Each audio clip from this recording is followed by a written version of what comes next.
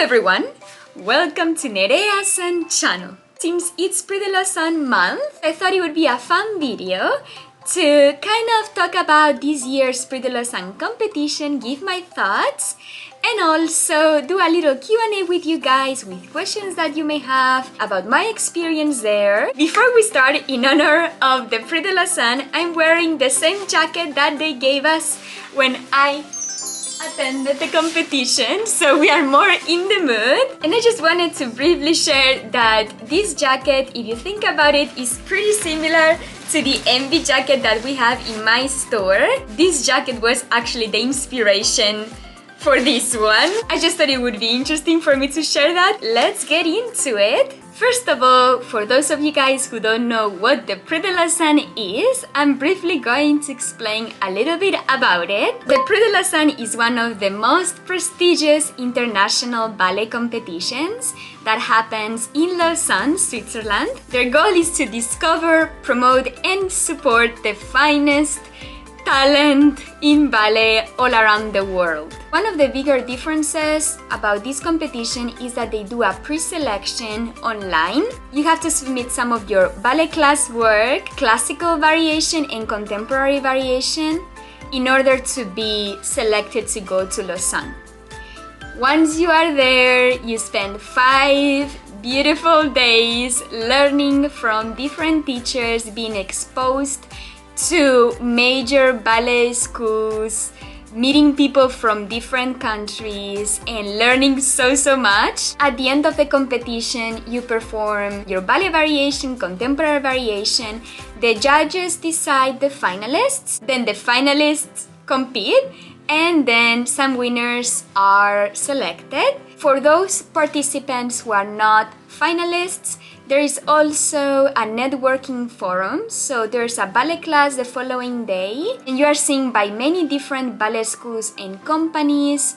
You know, even if you don't win a prize, you are still able to maybe switch schools or go to a better school. That's basically how the competition goes. This year there were 376 applicants who sent their videos. From those applicants, they selected 81 dancers to go to Lausanne. From those 81 dancers, they chose 20 finalists. So my first thought of this year's Prix de Lausanne was happiness to see the Prix back to normal, because I remember that last year, due to COVID, they were still able to do the competition, but they had to do it in their own countries, in their schools. I'm so happy and glad that this year they were able to do it live in person, because that's a huge part of the Prix de Lausanne.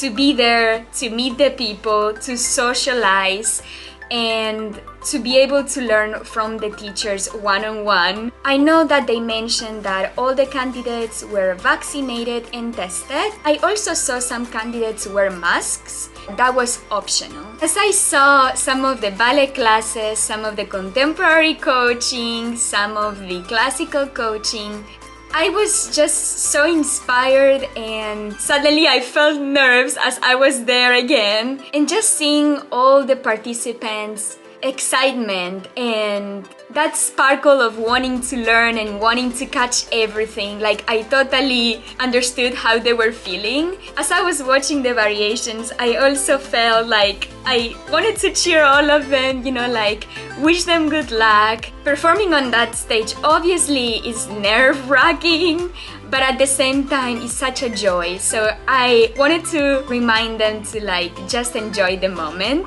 I also noticed that the corrections that the coaches give during the variations and in class, it's almost to a professional level. Like the corrections are not even corrections that you would give a student anymore. I learned so much watching the coaching, and if you're a student or even a pro ballet dancer, I would really recommend to watch those coaching videos. It's also so interesting for me to watch the candidates, because they are all from different schools and they have different training.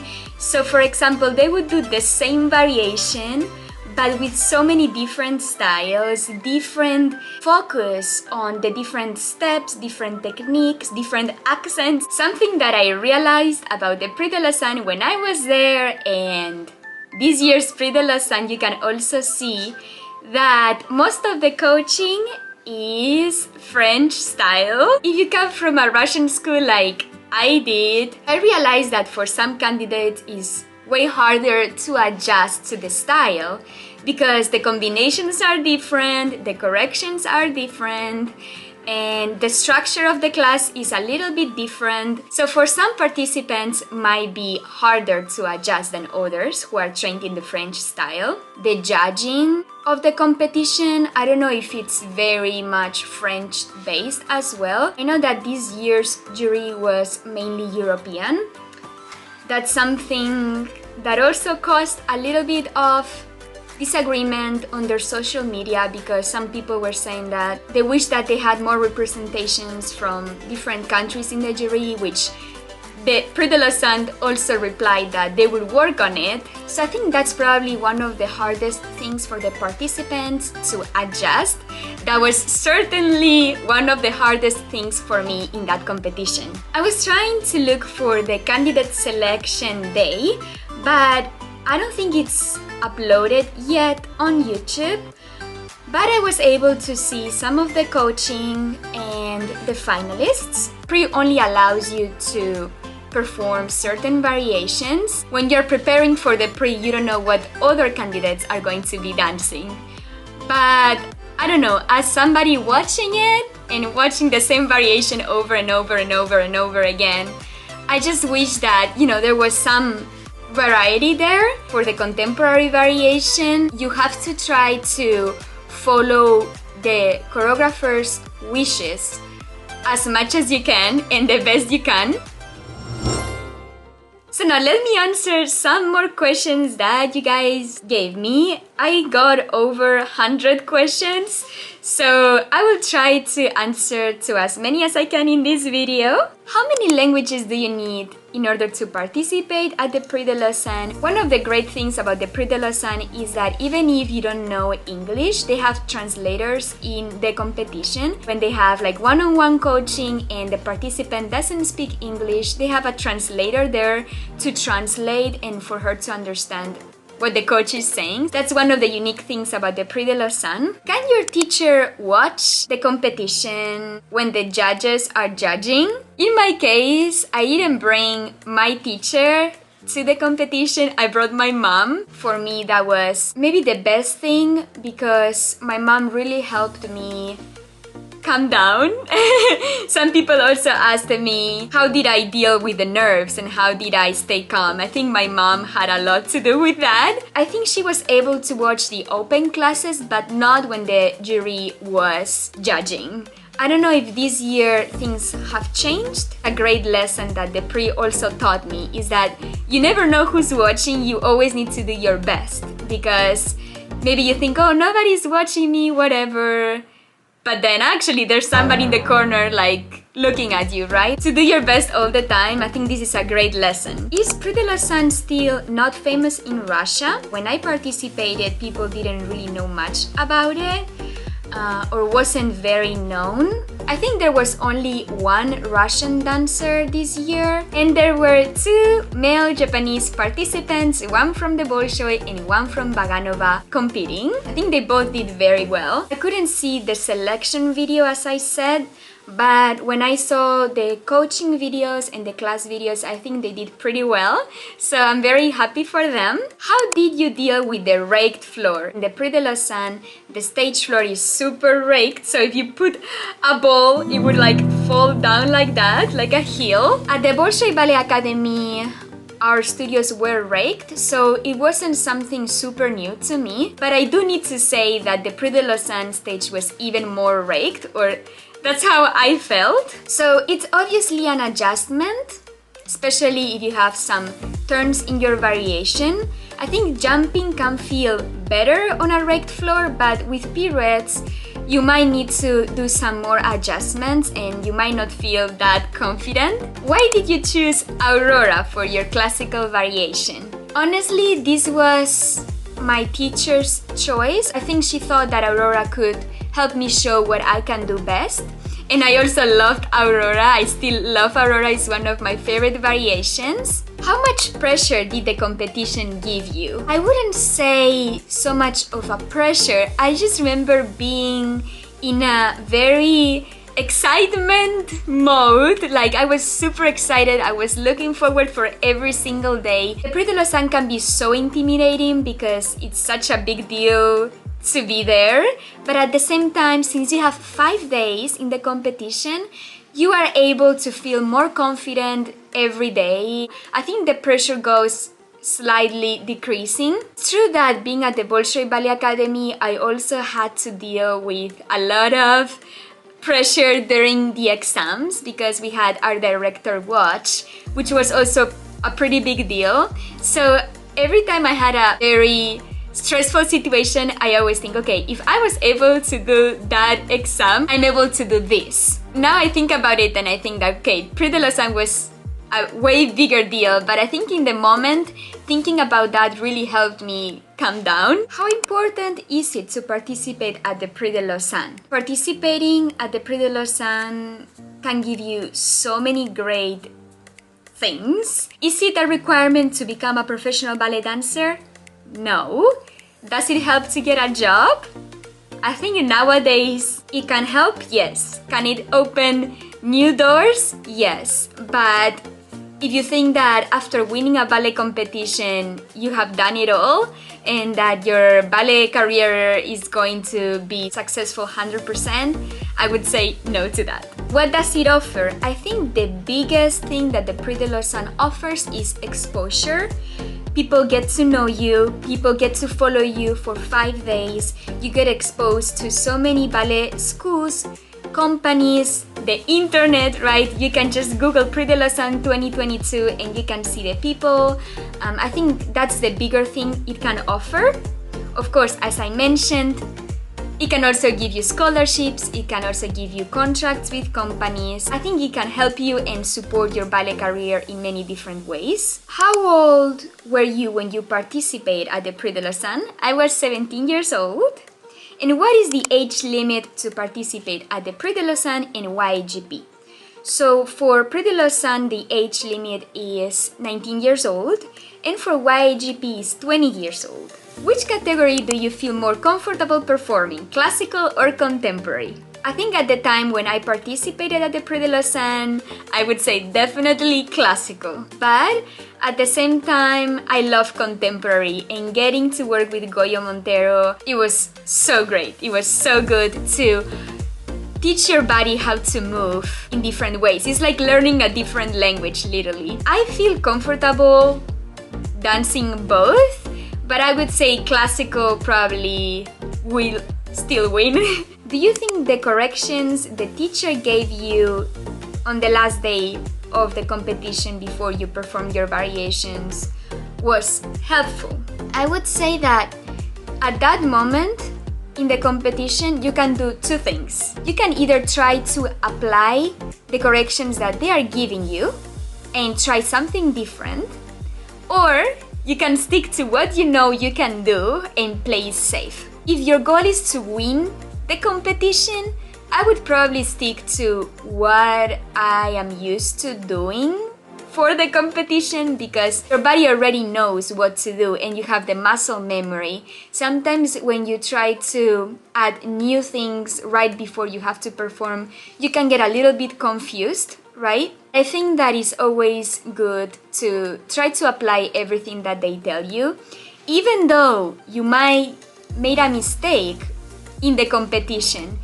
Your mind is already working and improving for the next step because remember, as I said, this competition cannot be the last thing you do in your career, right? Like you have to try to apply all the corrections for the future.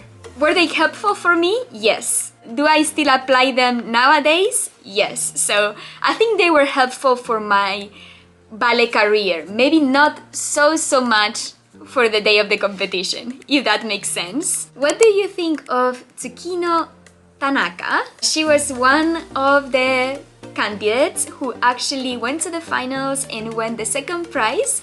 Congratulations, well done. I loved her Giselle variation. I think she had a very good presentation. I think her technique was very light, which is required for a variation like Giselle. I also watched her in class, and you know, there's a special quality in dancers when you see in ballet class.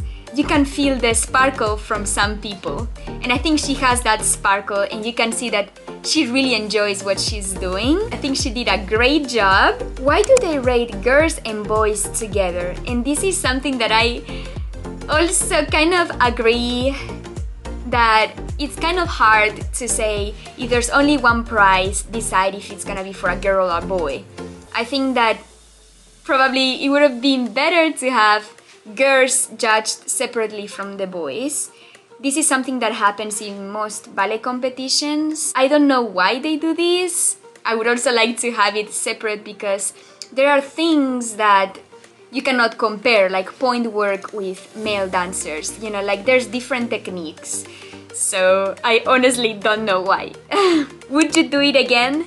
Yes. Who was your favorite finalist? Before answering to this question, I want to say that all the participants, all the candidates deserve a big round of applause. I think that going there takes a lot of courage. And I think that as a ballet dancer, you also have to have that power inside you, because the ballet career is not an easy thing. Maybe for some people it's a very easy path, but I would say that most dancers don't have such an easy path. Being able to overcome the language barrier, the different styles barrier, being exposed to so many new people, that takes a lot. So I applaud all of them. Even though on stage some things might have not worked, or maybe if you're not fully satisfied with how you performed on stage, I think that this experience you're going to treasure it for your whole life. I would say from the finalists, I actually liked Amy from Australia and Seong-min from South Korea. I hope I said that right. I did watch some candidates that I really liked during the classes that they didn't make it to the finals. But I'm not a jury, so I don't know what their criteria was. I think that's just personal opinion. I'm not a judge, so they might have a reason for that. What was your favorite thing about participating at the Prix de Lausanne? It's so hard to say just one favorite thing. I think the overall experience brought so many new emotions, new experiences to me. I was in a point in my life where in Russia, you know, I was also going through a really hard time, so I wanted to see how I would do in a different style or around different people. I think sometimes you also need to do some things outside of your school to kind of like test yourself, see how you are doing somewhere else, because sometimes you can get so frustrated in one place. But I think that, you know, sometimes going out and seeing different things can also help you. So I think that going to Prix de Lausanne really helped me with that. Of course, the learning experience, having the great honor to work with the choreographers one-on-one. I cannot just say one thing. So many great things happened. So that was my video about the Prix de Lausanne plus some Q&A. I hope I answered most of your questions. I hear sometimes judges or people commenting saying like, because you win the biggest award, your career is gonna be so bright. That can be true, and that can also not be true. I know some dancers who participated with me at the Prix de Lausanne, who went to the finals, who won awards, and then for some reason they decide to do something else with their lives and, you know, maybe pursue a different career. Maybe somebody who didn't go to the finals or who didn't win an award maybe had also a great successful career. Like, I think you cannot think that if you don't win a prize, you are not successful. Or if you don't win a prize, your career is not gonna be good. You don't need to be in a huge ballet company or in a huge ballet school to be a great dancer. It's about finding your own path, finding your own happiness, whether it's performing, whether it's teaching, right? All the knowledge that I got from the Prix de Lausanne, every time I teach, I can also apply some of the corrections that I got from them to my students, right? Guide them through ballet competitions as well. So I hope you guys enjoyed watching my video. As always, 高評価お願いします。Like this video if you found it interesting, useful, and チャンネル登録お願いします。Subscribe to Nerea-san channel for more videos. Always spread love and positive energy. I'll see you guys next week. Bye bye. Bye bye.